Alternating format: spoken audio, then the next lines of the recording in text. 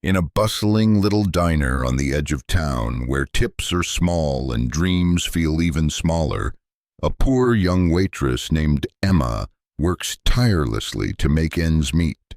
She scrapes by to support her sick mother, never expecting anything more from life than another long shift and another empty tip jar. But one cold afternoon, everything changes. A homeless man wanders in, shivering, hungry, and met with cold stares from everyone, except Emma. With nothing but her own meager lunch, she does the unthinkable. She shares it with him, offering kindness without expecting anything in return. What she doesn't know is that the man she's feeding isn't who he appears to be. Days later, he returns, not in rags, but in a tailored suit, as the secret owner of the very restaurant where she works. He's been searching for something money can't buy: genuine humanity, and Emma just passed the test. What follows is a heartwarming tale of kindness rewarded, reputations overturned, and lives changed forever. This isn't just a story about food and generosity.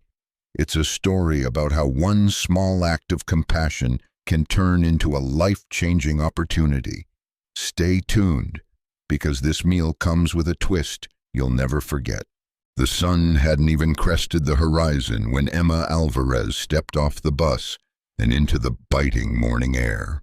Her breath formed clouds as she trudged toward the corner diner, her worn sneakers crunching the frost-dusted pavement. Her uniform jacket was too thin for November, but she'd grown used to the cold, both outside and in her life.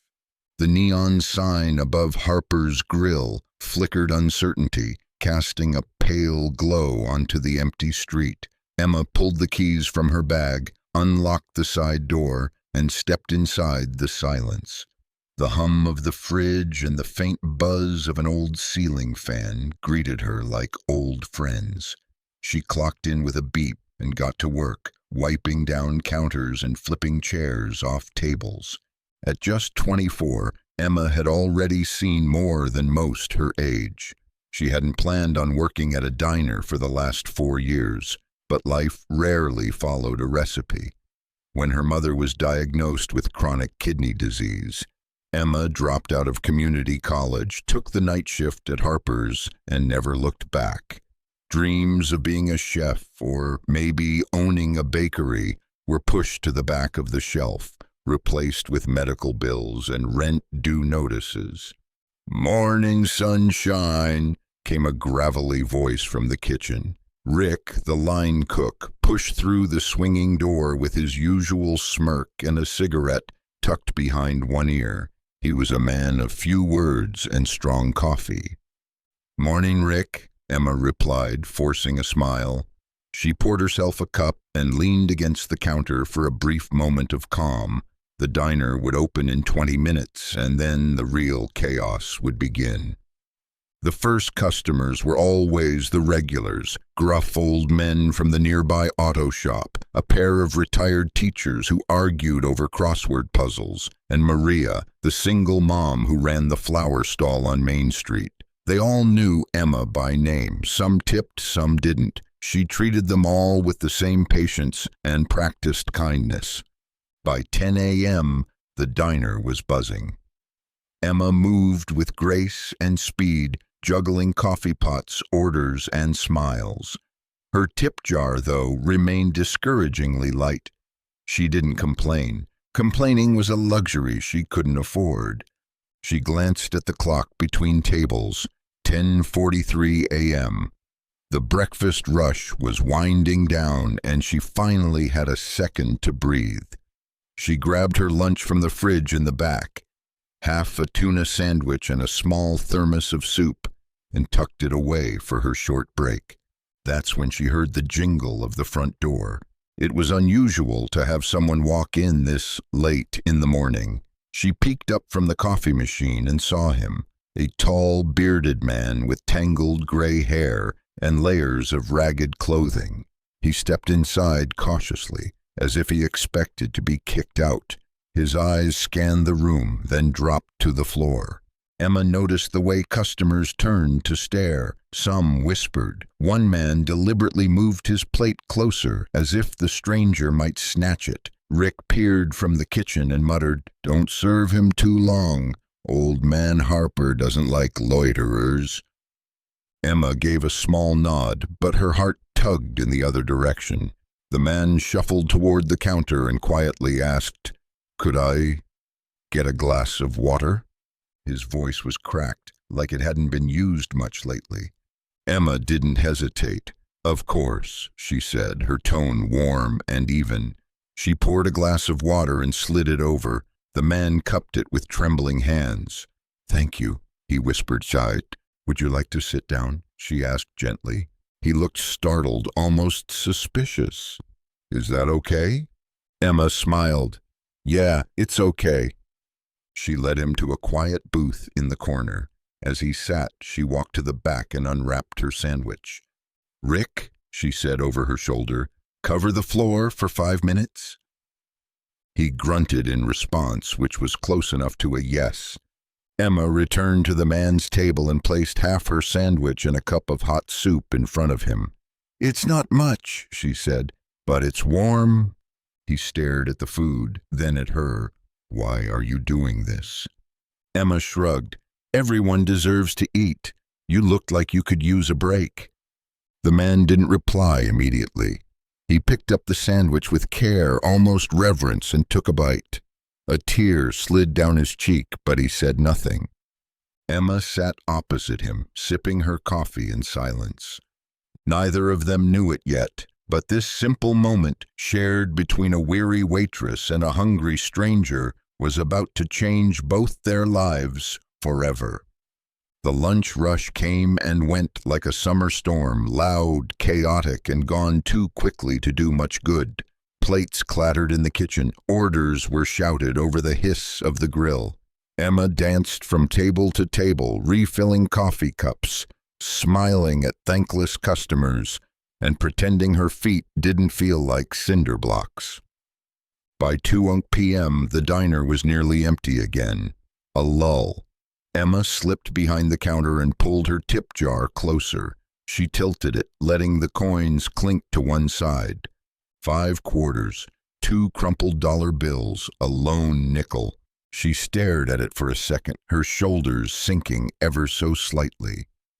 "Big spender crowd today," Rick joked from the pass-through window. Emma gave him a tired smirk. "Guess they thought my dazzling personality was payment enough." Rick laughed, a short, wheezy bark. "You ought to charge extra for smiling at half these people." Emma scooped up the coins and stashed them in her apron, pushing the jar back in place. Most days, she made just enough tips to buy groceries for her and her mom. Lately, though, it had been barely enough for bus fare and instant noodles. She hated asking her mother to skip medicine, but last week she had. Just until payday, she'd said, but that had come and gone. Back at the tables, Emma cleared dishes left behind by a noisy group of teenagers, not a dollar in sight.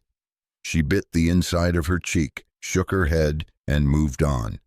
As she wiped down a booth, Maria, the flower vendor from Main Street, slid in with her usual warm smile and a plastic bag filled with leftovers. "Hey, sweetheart," Maria said. "I brought you those empanadas I promised." Emma's face lit up. "You're a lifesaver." "Not as much as you are," Maria said. "You always check in on me, ask how I'm doing. That's rare." Emma blushed. "It's just being decent." Maria handed her the bag and squeezed her hand. "That's exactly what this world needs more of." Emma watched her go, clutching the warm bag to her chest. One small kindness was exchanged for another. In that moment, it was enough to keep her going. She returned to the counter and tried to shake off the creeping doubt. Bills were due in 5 days. Her mom had a hospital appointment next week, and the pantry at home was down to 1 can of soup and half a loaf of bread. She looked at the tip jar again. Empty. The air shifted around 3:30 that afternoon. It was the kind of change you couldn't see, just feel. A weight in the room, a quiet tension, like something just beneath the surface. Emma felt it as she scrubbed a ketchup smear off table 4. The front door creaked open. She looked up and everything seemed to slow. He stood there, tall, gaunt, wrapped in layers of mismatched clothes. A coat far too big, pants cinched with string, shoes that had seen too many miles. His beard was overgrown, his face hidden beneath a tangled mop of gray and black hair, his eyes sunken but alert, cautious.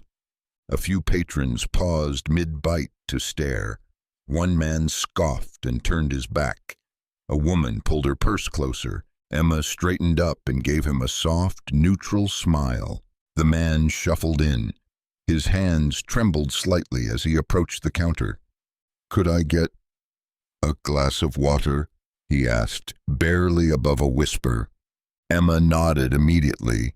"Sure thing." She poured the water, noting how he glanced around, half expecting someone to yell or ask him to leave. As she handed him the glass, she said, "Would you like to sit down?" The man hesitated, as though he didn't trust her. Then he slowly nodded and moved to a corner booth. She followed. He didn't ask for anything else, just sipped the water like it was a rare delicacy. Emma glanced at the clock, almost her break. She retrieved the empanadas Maria had brought and walked back to the table. "I have extra," she said, placing the small plate in front of him. It'd be a shame to let them go to waste. He stared at the food, mouth slightly open. "You don't have to." "I want to," Emma said simply. The man bowed his head. "Thank you." He took a careful bite, chewing slowly. Emma sat across from him, sipping her own drink. For a long while they didn't speak, just shared the moment. Finally he looked up. "Why?" Emma blinked. "Why what? Why are you being kind to me?" She gave a faint smile. "Because you're a person, and you look like you've had a rough day." The man chuckled, a dry sound like wind through old leaves. "You could say that." "I've had plenty of those myself," Emma said. "Doesn't cost me much to offer a little warmth." He looked at her as if trying to read something deep behind her eyes. "You remind me of someone," he said. Emma raised an eyebrow. "Good someone or bad someone?" He smiled again, the kind that makes the world a little less cold. She looked down, her cheeks warming. "Well, I will try." The man finished his food and sat in silence for a moment longer. Then he stood, gently pushed the plate forward and said, "Thank you, truly." Emma nodded. "Come back any time." He walked toward the door with slow, deliberate steps, paused for a moment, then stepped into the fading afternoon light. As the door shut behind him, Rick peered out from the kitchen again. "You really shouldn't waste food on guys like that. Most just want to use you." Emma looked toward the window, watching the man disappear into the street. "Or maybe," she said softly, "they just want to be seen." The next day the man returned. It was just after 11 a.m. when the bell above the door jingled, and there he stood, still wrapped in the same tattered clothes, though his beard looked slightly neater, as if he'd tried to tidy himself up. Emma spotted him from across the diner and smiled. He looked surprised by her warmth. She approached with a full glass of water before he even sat down. "Glad to see you again," she said gently. "You all right out there?" The man gave a small nod. "Better than most days." He settled into the same booth. Emma hesitated for a moment, then walked to the back to grab her lunch. It was a simple chicken wrap and a small salad this time, enough for two if you weren't picky. She slid into the booth across from him, cut the wrap in half, and placed one piece on a napkin. "You're making a habit of feeding strays," the man joked with a small smile. Emma grinned. "Guess I have a soft spot." He accepted the food with quiet gratitude. They ate in comfortable silence for a while. Outside, the city continued moving, unaware of the quiet act of kindness unfolding inside a small, overlooked diner. "I never got your name," she said after a few minutes. He paused, then replied, "Call me Tom." "Well, Tom," she said, "I'm Emma." He nodded. "Nice to meet you, Emma." As they ate, Tom asked her questions about her work, her family, her dreams. At first, she answered cautiously, but something about his voice, the way he listened, made her open up. She told him about her mother's illness, her love for baking, the culinary classes she once took before money ran out. She even admitted she sometimes dreamed of owning her own cafe, though it felt more like a fantasy than a goal these days. Tom listened without interrupting, his eyes never leaving hers. "You have a kind heart," he said at last. "That's more valuable than most realize." Emma smiled faintly. "It doesn't pay the bills, though." "No," Tom agreed, "but it might pay off in ways you can't see yet." When their break ended, Emma returned to work.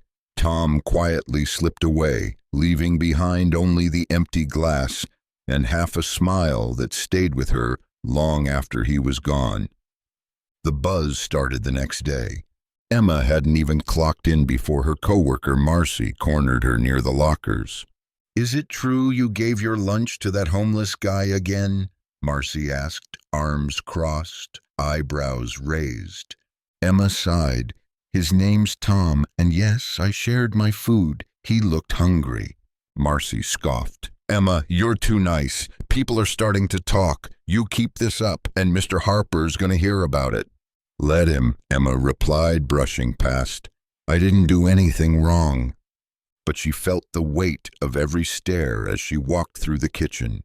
Rick glanced her way, expression unreadable. Even customers seemed to pick up on the undercurrent. When she served a couple in the corner booth, she overheard one whisper, "That's her, the waitress who feeds the hobos." It stung more than she expected. Later that afternoon, the manager, Steve, a weaselly man with a clipboard and too much gel in his hair, called her into his office. "I've had complaints," he began, not looking up from his paperwork. "About what?" "About you turning this place into a charity. Customers feel uncomfortable with that man hanging around." Emma crossed her arms. "He's not hurting anyone. I gave him my own food." Steve looked up then, his tone sharp. "This isn't your home, Emma. You don't get to decide who eats here and who doesn't." "Then maybe I don't belong here," she shot back. A tense silence followed. Then Steve leaned back and sneered, "Careful, Emma. You're replaceable." She left the office with her jaw clenched and her heart pounding. The risk was real. She couldn't afford to lose this job. Not now. But as she wiped tables and filled drinks, her eyes flicked toward the door, half hoping, half worrying. Tom didn't show up that day. Days passed. Tom didn't return. Emma waited, watching the door each time the bell jingled. She'd catch herself glancing at his corner booth during breaks. Empty. Always empty. She even saved half her lunch just in case. Rick noticed. "He's not coming back, you know," he said one afternoon, tossing a rag into the sink. Emma frowned. Maybe something happened. Rick shrugged, or maybe he got what he needed and moved on. That's how guys like him work. But Emma didn't believe that. Not about Tom. He hadn't seemed like someone looking for a handout. He'd listened. He'd cared. He wasn't just passing through. There was something else behind his eyes. Something thoughtful. Watching, waiting. By the fourth day, the whispers stopped. Marcy moved on to gossiping about a waitress from a competing diner. Steve, satisfied that the situation had resolved itself, left Emma alone. But the booth remained empty, and Emma couldn't shake the feeling that something was missing, not just from the diner, but from her routine, from her life. She started taking her breaks in silence, eating alone.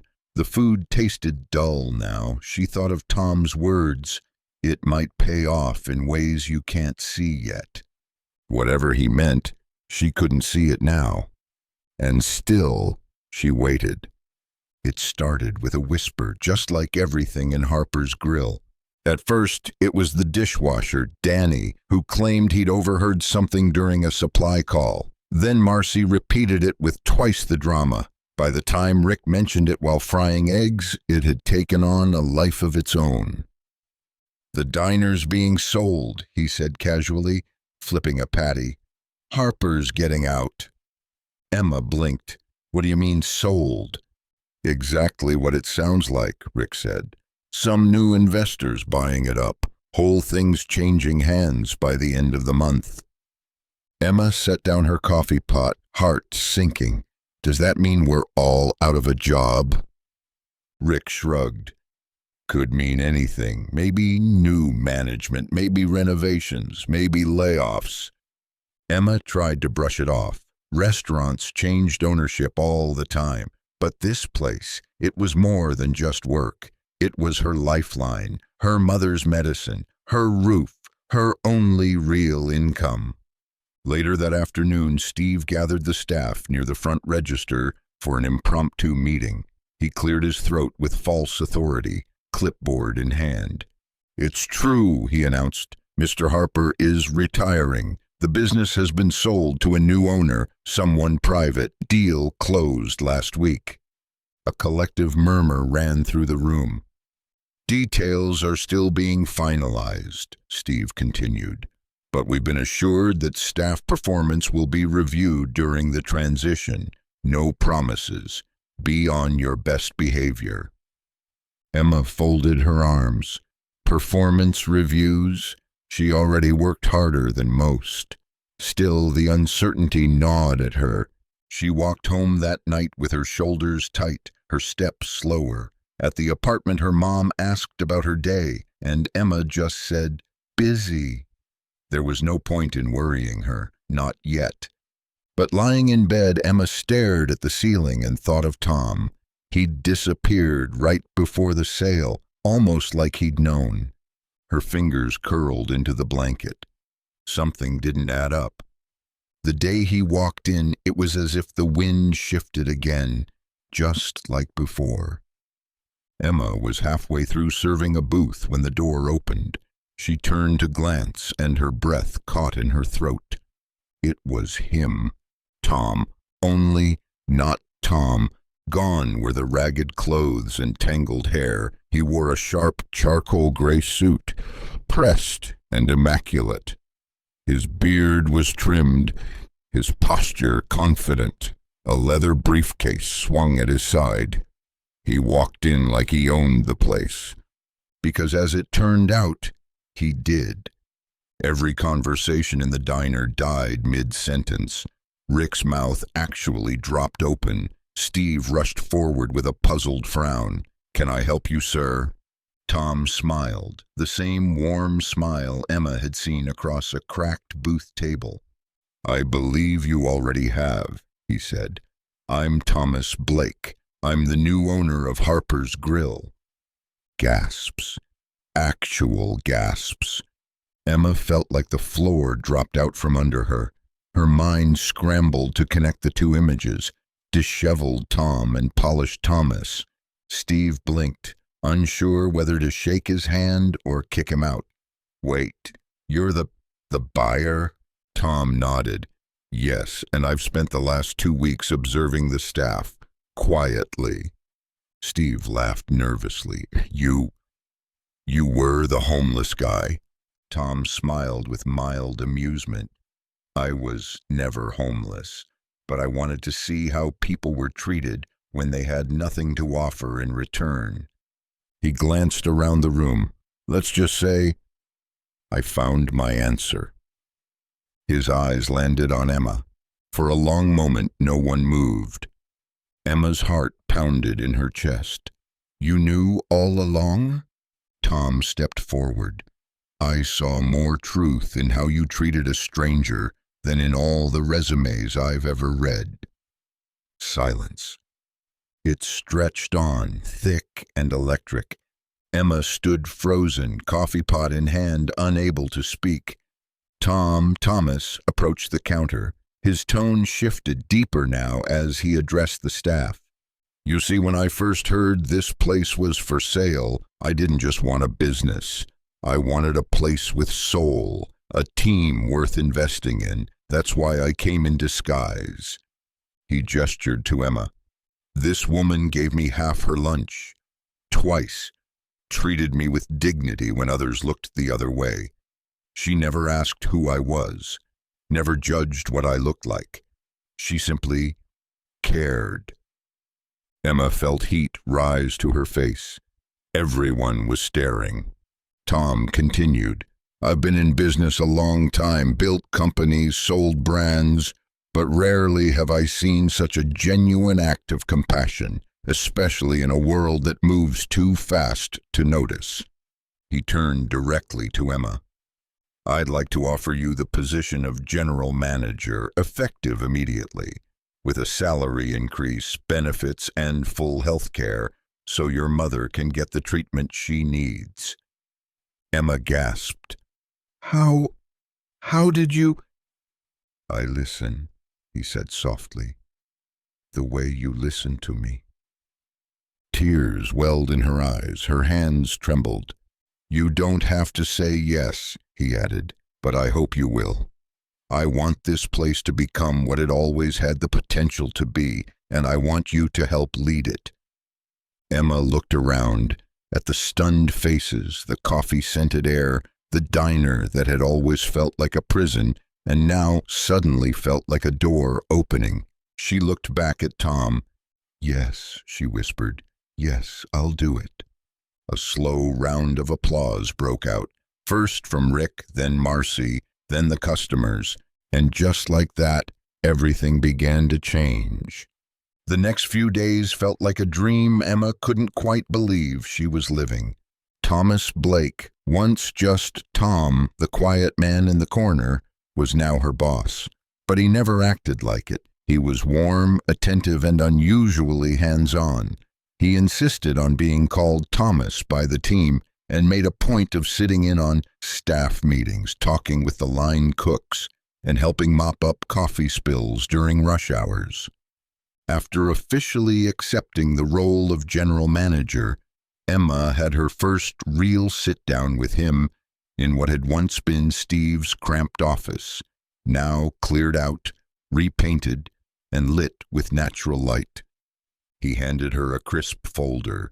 Inside were details: a competitive salary, full benefits, flexible hours to support her mother's hospital visits, and most shockingly, a tuition voucher to attend culinary school part-time, fully paid. "I remembered what you said," Thomas explained, "about wanting to be a baker, to run your own place someday." Emma's fingers shook as she read. "You didn't have to do this," she said, voice trembling. "I didn't have to," he agreed, "but I wanted to, because you reminded me what good people look like when no one's watching." Tears welled in her eyes. Thank you so much." Later that week, he visited her mother at home, bringing flowers and promising Emma would never have to choose between a paycheck and proper health care. Again. Mrs. Alvarez, proud and tearful, hugged him like family. That night, Emma stood on her tiny balcony, the city lights twinkling below, and let the reality sink in. Her life wasn't just changing, it had changed.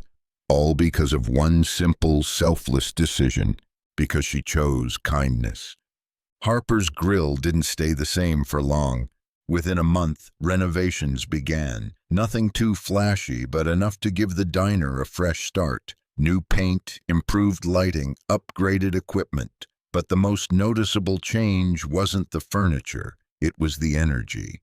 Thomas believed in people before policies, and he encouraged Emma to lead the same way. She started with staff training focused on respect and teamwork. Gossip was no longer tolerated. Hard work was rewarded. The tip pool became fairer. Rick even smiled once in a while. Emma introduced a pay-it-forward board near the register. Customers could buy an extra coffee or meal for someone in need and pin the receipt to the board. The response was overwhelming. Within days, locals were posting heartfelt notes with their purchases. In honor of my son, help someone smile today.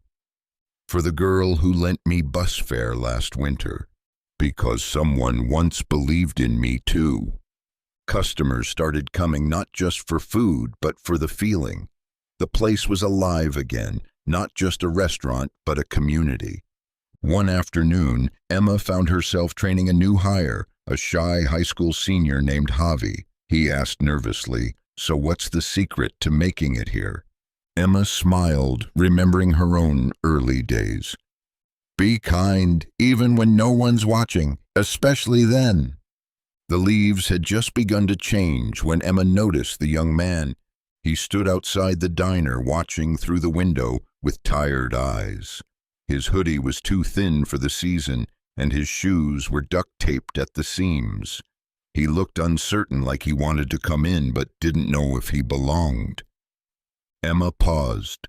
Then she walked to the door, opened it, and smiled. "Hey there," she said softly. "You look like you could use something warm." The young man hesitated, embarrassed. I don't have any money." "That's all right," she said. "Someone already paid for you." She led him to the same corner booth where she'd once sat across from Tom. A waitress brought him a bowl of chili and cornbread. He looked down, unsure whether to cry or eat first. Emma sat across from him just like before. "Cold day out," she said. "Where are you from?" And as he began to answer, her heart swelled with quiet understanding. Thomas watched from a distance, sipping coffee by the counter. He caught her eye and nodded. Emma smiled. She understood now. This was her calling, not just managing a diner, but serving a deeper kind of need. They need to be seen, heard, valued. Her life had changed the day she gave away half a sandwich. Now she was changing lives one meal at a time.